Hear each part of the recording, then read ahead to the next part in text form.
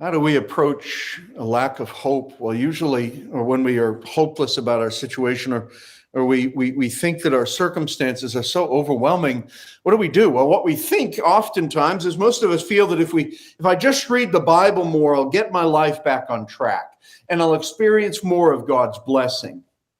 Surely the Lord will cause his sunshine to rest upon me, and he will surely change my circumstances, because that's what he ever lives and does. And if I pray harder, if I live more faithfully, my life will just be that much better. I'll have greater strength and my life will improve substantially. Where does the Bible promise that? Where does God promise that? This is really where that semi-Pelagian Christian mindset seems to come into our thinking. And it's so common to believers today. I admit that in my less than clear thinking moments, that I fall into the same framework, that I'm experiencing difficulty in my life, or I've found that the Christian life is difficult to lead, or devotions are hard to perform or to carry out. But that what I really need to do is increase in prayer. If I just live for the Lord more, or if I was a little bit more faithful, I'd experience far more blessing.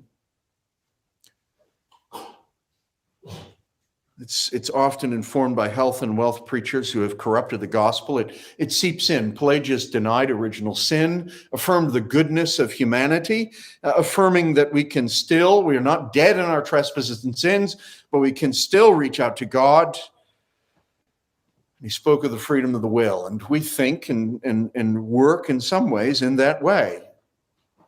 Well, these verses destroy the idea of somehow ginning up hope within ourselves, destroying our false self-oriented hopes, clarifying that our need is greater than the smoothing out of our troubled lives, because that's really not our greatest need.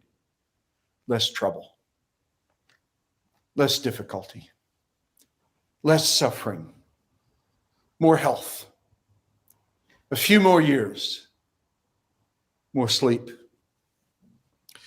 Peter wants to, essentially as a good pastor, stir us up from our morose self-pity and sad reflection upon our circumstances and suffering, and to awaken us to our God's great mercy and salvation.